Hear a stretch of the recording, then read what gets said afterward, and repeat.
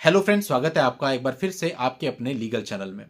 दोस्तों, कल मैं किसी से बात कर रहा था। उनके केस में ऐसा था कि पत्नी ने बोला कि मैं कहीं पर भी काम नहीं करती हूँ, यानी मैं नॉन वर्किंग हूँ।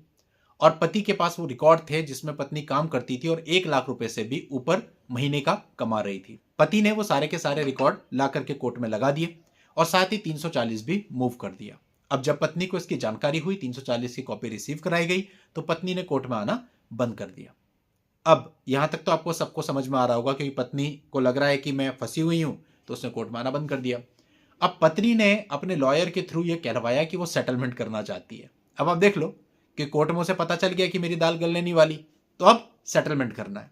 अब पति का मेरे से ये कहना था, बहुत ही लॉजिकली, जो मैं आपके सामने रख रहा हूं, कि साहब अगर मेरे पास प्रूफ ना होता तो कोर्ट मेरे ऊपर मेंटेनेंस लगा देती, तो उस केस में मैं मेंटेनेंस देता हर महीने। और आज अगर मेरे पास सारी चीजों के प्रूफ है तो मुझे काउंसिल्स के द्वारा ये कहा जा रहा है कि आप सेटलमेंट कर लो और इसको एक मुश्त पैसा दे दो। मतलब आदमी है किस काम का?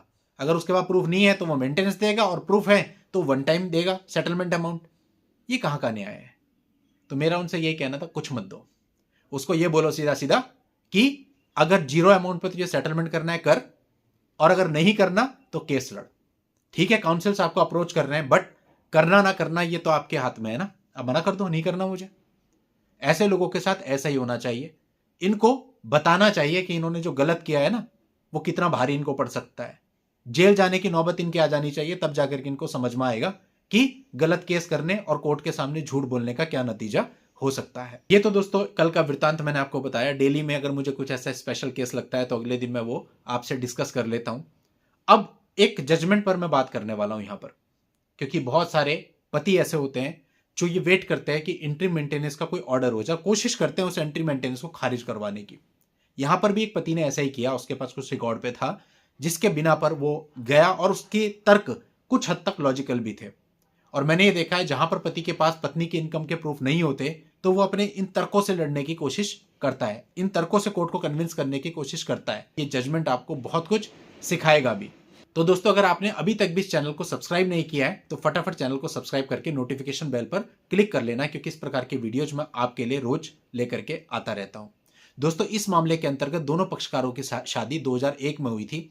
उसके बाद उनके यहां पर एक बेटी का जन्म हुआ। दोनों के बीच मतभेद हो गए और वर्ष 2015 से दोनों पक्षकार अलग अलग रहने लगे। कुछ समय के बाद पति ने अपनी तरफ से क्रियोलिटी के ग्राउंड पर डाइवोर्स फाइल कर दिया। यहां तक की कहानी बहुत कॉमन है। पति पत्नी के जाने के बाद ये सोचता है मैं क्या करूं क्या करूं क्या करूं, और फिर वो डाइवोर्स फाइल कर देता है। यहां तक की कहानी सबके साथ कॉमन है। इसके बाद होता वही है कि पत्नी आती है अपनी तरफ से, या तो उसी डाइवोर्स के केस में मेंटेनेंस मांग लेती है, या अलग से 125 सीआरपीसी का मेंटेनेंस मांग लेती है, या डीवी का केस डाल करके मेंटेनेंस मांग लेती है। यहां भी कुछ ऐसा ही हुआ। पत्नी ने स्वयं के लिए और बेटी के लिए भरण पोषण की मांग करी, जिसमें 25,000 रुपीज पर मंथ का ऑर्डर हो गया पत्नी और बेटी के लिए भरण पोषण का। यानी इंट्री मेंटेनेंस आपको 25,000 रुपीज देना है। अब इस ऑर्डर को चैलेंज किया पति ने हाई कोर्ट में। अब यहां पर पति का एक तर्क था, पत्नी की बैंक स्टेटमेंट लगी थी। पति का यह कहना था कि 2018 में पत्नी ने अपने भाई के खाते में लगभग 80,000 रुपए ट्रांसफर किए हैं। इससे साफ पता चलता है कि उसके पास आय का कोई ना कोई साधन विद्यमान है। साथ ही पति ने यह भी कहा पिछले 3 वर्षों में उसकी सैलरी 15,000 रुपए प्रति माह से अधिक रही है। पति का अगला तर्क यह था कि उसकी बेटी के लिए मेंटेनेंस बांध दिया गया, लेकिन बेटी का मुंह दिखाने का भी राइट उसको नहीं दिया।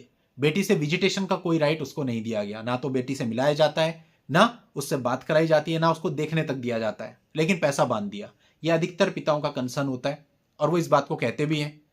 और मैं उनसे ही कहता हूं कि इस बात का मेंटेनेंस से कोई लेना देना नहीं है, बट ये बात उनको बुरी लगती है, लेकिन रियलिटी यही है। खैर, यहां पे पति ने भी अपनी तरफ से यही तर्क दिया कि भैया मैं फिर पैसा किस बात का दूं, या तो आप मुझे विजिटेशन देते। इसके अतिरिक्त पति का एक कंसर्न और था कि चलो ठीक है, मैं बेटी के लिए पैसे दे रहा हूं, मेरी जिम्मेदारी है, लेकिन मुझे क्या पता वो पैसा बेटी पे यूज हो रहा है या अन्यथा कहीं पे यूज किया जा रहा है। तो इसके लिए उसने प्रार्थना करी मान्य न्यायालय से कि एक संयुक्त खाता यानी ज्वाइंट अकाउंट खोला जाए और उसमें पैसा जमा कराया जाए, ताकि उसकी निगरानी में भी रहे। अब उसकी इस प्रार्थना को सिरे से खारिज कर दिया गया। ऐसा कोई रिलीफ उसको नहीं दिया गया।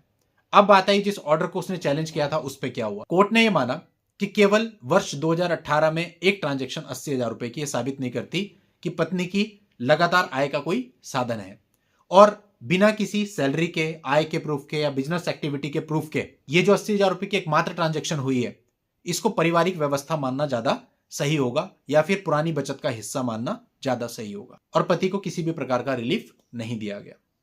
अब दोस्तों यही बात मैं आपको शॉर्टकट में समझाता हूं हमेशा कि सबसे पहले तो आप इस ऑर्डर को देखो, इस ऑर्डर को चैलेंज करना भी चाहिए या नहीं, आपको कोई रिलीफ मिल सकता है या नहीं। दूसरा सिंपल पॉइंट मैं आपको बताता हूं कि आप मुझे बताओ आपके पास पत्नी की इनकम का क्या प्रूफ है। अब आप इधर उधर की बात करते हो कि उसने कभी मेरे को मैसेज किया था उस पर यह लिखा हुआ है, उसने कभी वो मेल किया था उस पर यह लिखा है, आज से 5 साल पहले वहां काम करती थी उसका मेरे पास ज्वाइनिंग लेटर है। आज के समय का क्या है? अगर कुछ है तो आपके मेंटेनेंस को फाइट किया जा सकता है, अगर कुछ नहीं है तो आज के समय भारत की सभी कोर्ट आपके ऊपर कुछ ना कुछ लगा देंगी। यह जजमेंट क्या है? जजमेंट ने क्लियरली यही बोला कि आप ट्रांजेक्शन दिखा रहे हो, ठीक है, 1-2 ट्रांजेक्शन आपने दिखा दी, वो रूटीन में हो सकती है, कोई रेगुलर इनकम तो उसकी नजर नहीं आ रही ना, अब रेगुलर इनकम का प्रूफ दो। यानी सीधी सी बात है, अगर पत्नी की रेगुलर इनकम का आपके पास कोई प्रूफ नहीं है तो आज के समय आप यह समझ के चलिए कि कोर्ट आपके ऊपर कुछ ना कुछ बांध ही देगा। और फिर अगर वो जो बांधा है वो प्रोपोर्शनेटली ठीक है आपकी इनकम के, तो उसको चैलेंज करने का आगे कोई फायदा नहीं है, उससे केवल आपका समय और पैसे की बर्बादी होगी। तो आप आदेश को किसी अच्छे वकील साहब को पहले दिखा लो, उनसे डिस्कस कर लो कि साहब इसे चैलेंज करना भी चाहिए कि नहीं, उसके बाद डिसाइड करो कि चैलेंज करना है या नहीं करना है। आप लोग की हेल्प के लिए इस मामले का लिंक आपको इस वीडियो के नीचे डिस्क्रिप्शन में मिल जाएगा, वहां जाके आप पूरा मामला जान सकते हैं। आज की इस वीडियो में इतना ही, नेक्स्ट वीडियो में नई जानकारी के साथ मैं आपसे फिर मिलता हूं, तब तक के लिए goodbye and thank you for watching, take care.